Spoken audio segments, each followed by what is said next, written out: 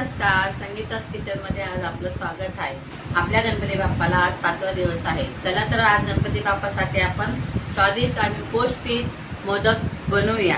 चला साहित्य बघून घेऊया। मोदक बनवायला काय लागतं ते बघा।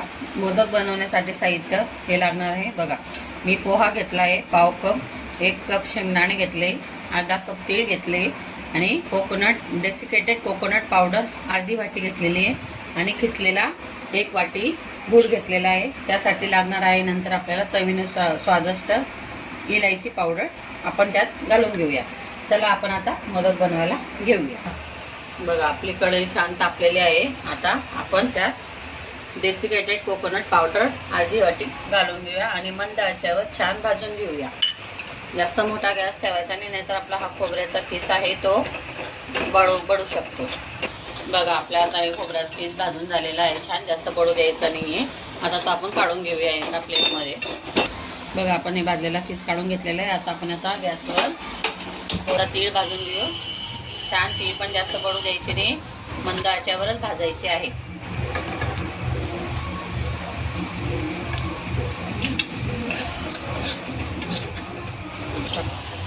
बघा आपले तेल पण भाजून झालेले आहे छान। आपण आता ते एका प्लेटमध्ये काढून घेऊया आणि थंड करायला ठेवून देऊया। चला आता आपण यात कढईमध्ये आता हे पोहे भाजून घेऊया छान क्रिस्पी होईपर्यंत। आमचे व्हिडिओ तुम्हाला आवडत असेल तर आमच्या व्हिडिओला लाईक, शेअर, कमेंट आणि सबस्क्राईब करायला विसरू नका। फ्रेंड्स आवडत असेल तर आवडीने सबस्क्राईब करा आणि करून चला आपण त्यात आता शेंगदाणे घालून घेऊ।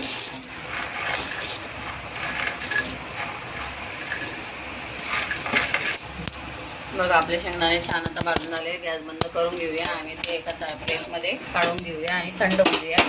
थंड झाल्यानंतर त्याचे साल काढून घेऊया। चला आता हे सगळं आपण मिक्सी शेंगदाणे थंड होत आहे तोपर्यंत आपण हे मिक्सरमध्ये बारीक करून घेऊया। मग नंतर शेंगदाणे बारीक करून घेऊया। थोडं मिक्स करून काढायचं आहे आपल्याला, एक एक नाही करायचं। त्याची त्या टाकून घेऊ आता मिक्सीला बारीक करून घेऊया। चला आता मिक्सरला लावूया। आता हे काढून घेऊया आपण। आता हे बघा हे आता असं बारीक केलेलं आहे। आता प्लेटमध्ये काढून घेऊया।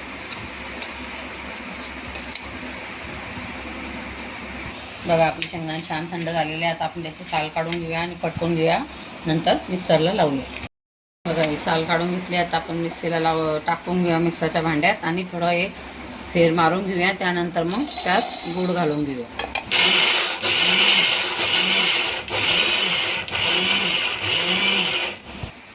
चला हा 1 वाटी गूळ आहे। आपण आता हे यात मिक्स करून घेऊया आणि एक मिक्सर फिरवून घेऊया।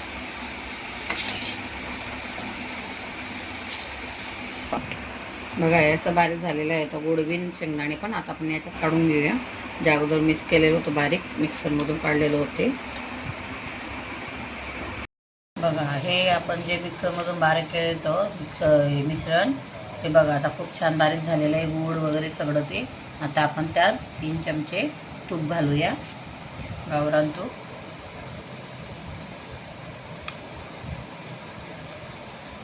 कारण की त्याला तूप का घालत आहे, चवही छान येईल आणि बाइंडिंगही छान येईल, मोदक छान येतील आपले।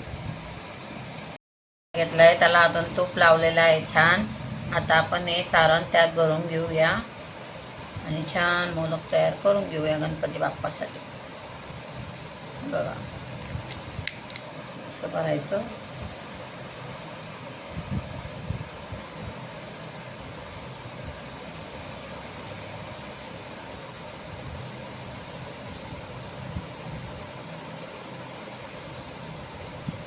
असं छान मोदक